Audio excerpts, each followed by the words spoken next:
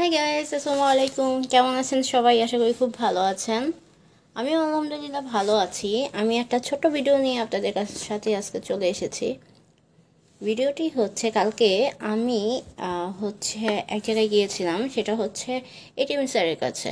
ATM স্যারের কথা আপনারা হয়তো বা কম বেশি অনেকেই জানেন। আমি অবশ্য তার সম্পর্কে অতটা জানতাম না। আমাকে একজন সাজেস্ট করেছিল যে ইংলিশে যদি কোনো কোর্স করতে হয় তাহলে তুমি এটিএম স্যারের কাছে যাও, হয়তো বা তোমার তার কথা ভালো লাগতে পারে বা তুমি তার দ্বারা উপকৃত হতে পারো।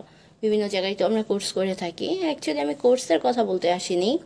কালকে যখন তার সাথে আমার কথা হয়, তার কিছু কিছু ব্যাপার আমার এত ভালো লাগে যে জিনিসটা ভাবলাম যে আপনাদের সাথে শেয়ার করি। তো উনি মানুষকে সাজেস্ট করে থাকে যে কোন লেভেলে ভর্তি হলে আমার জন্য ভালো হবে।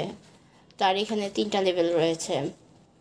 তো সেগুলোর পাশাপাশি সে সবাইকে যে জিনিসটা বলতেছিল বা প্রতিটা কাগজের মাঝে আমি লেখা পেয়েছি তা হলো, দেখুন,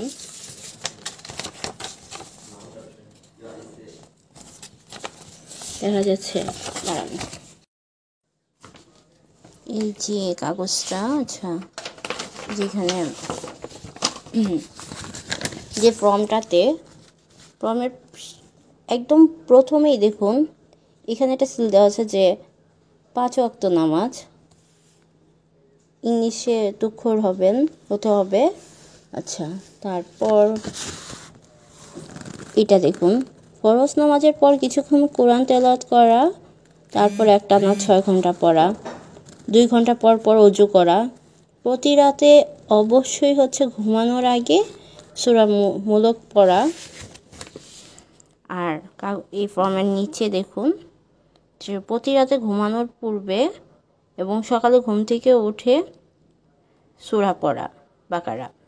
তো এবং ফর্মের পাশে এই যে সাইডে আপনার বহুবার ইস্তেগফার করা, বহুবার দরুদ ইব্রাহিম পড়া। তারপর এই যে কোনটা পড়লে ভালো হয় এই ডিটেলস লেখা আছে। সো শুধু তাই নয়, আমি যখন ওইখানে বসেছিলাম তখন দেখেছিলাম যে অনেকে ইংলিশে কোর্স করতে এসেছে বা ভর্তি হতে এসেছে, কিন্তু স্যারকে তারা এত আপনভাবে নিয়েছে যে, এবং স্যারও তাদের এত আপন হয়ে গিয়েছে যে তাদের লাইফের যে প্রবলেম আছে সেগুলো স্যারকে মানে বলতেছে, শেয়ার করতেছে। স্যার একদম অনেক মনোযোগ দিয়ে কথাগুলো শুনেছে। এই ব্যাপারটাও আমার খুব ভালো লেগেছে। আমি অনেক জায়গায় কোর্সের জন্য গিয়েছি বা অনেক জায়গায় গিয়ে থাকি, কখনো দেখিনি যে এই রকম কোনো কার্যকলাপ কাউকে দেখতে। তবে হ্যাঁ, আমি একবার এক ডাক্তারের কাছে গিয়েছিলাম, তার যে প্রেসক্রিপশন ছিল, তো সেইখানে নিচে নোট ছিল 5 ওয়াক্ত নামাজের কথা, তারপর সকাল সকাল তাড়াতাড়ি ওঠার কথা, এগুলো ছিল। স্যারের এই কাজটা আমার খুবই ভালো লেগেছে, তাই ভাবলাম আপনাদের সাথে শেয়ার করি। আল্লাহ হাফেজ।